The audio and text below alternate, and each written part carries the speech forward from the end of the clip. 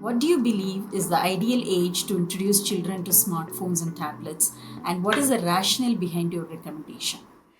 Well, that's a biggie, isn't it? Because there's so much talk about smartphones, and certainly children start secondary school, certainly here in the UK, when they're about 11. And that's when lots of parents decide that, oh, they're going to be travelling to school on their own. They need a smartphone. Well, they don't need a smartphone, really. They might need a brick phone, maybe, so they can contact you if you're a little bit more anxious because they're going to be out and about a bit more on their own. But I'm a great advocate of delaying smartphones. So often we see children in restaurants being handed a mobile phone at 2 or 3, to keep them quiet in the restaurant or to keep them quiet on the bus. And for me, that's where the habits start. And I'm not judging parents. It's frenetic. It's hard work. Digital devices are everywhere. But the longer you can delay them or pause to ponder if you're doing it mindfully, because children don't need a smartphone when they're very young. And certainly if they get to about 14, you've had the opportunity to talk with them, not at them. You've both navigated the digital jungle a bit more together. They're a little more mature, a little more responsible. So I think it's about mindfully giving them devices rather than just ad hoc doing what everybody else does.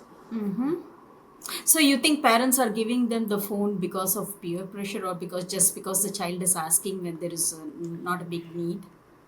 I think you're absolutely right. They start pestering, don't they? They start pestering for birthdays. They start pestering at Christmas or, important holidays. And then they start pestering perhaps when they're starting secondary, or parents start worrying around that time. And so I've got a whole host of resources about how to talk to your children about their smartphones or devices. It's a free download because I want to help as many people as I can, because I want to give parents the confidence they need to delay, to say not yet, not never, because we live in a digital world and I'm very pro-tech, but I'm also protect. And that's where that balance has to come in. And if you do it with intention, I think you talk with them. It's a constant conversation. It's not just one size fits all and you've done it, a bit like the birds and the bees conversation. It's incremental as they mature. But then you also explain your reason, perhaps why, but stick to your guns.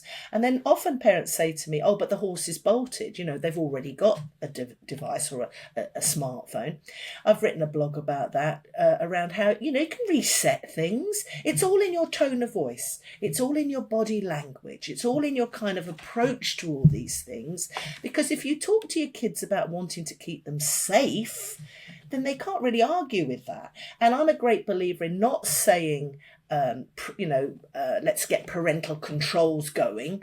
I'm a great believer in the language used, like privacy settings. Let's do it together, because I think that's very important. You're doing it together. They've bought into it. You want to protect them. You protect them going to the park. You protect them out in the real world. Why wouldn't you protect them online? Because let's face it, they very quickly see porn and violence and things you really don't want your children to see at such an early age.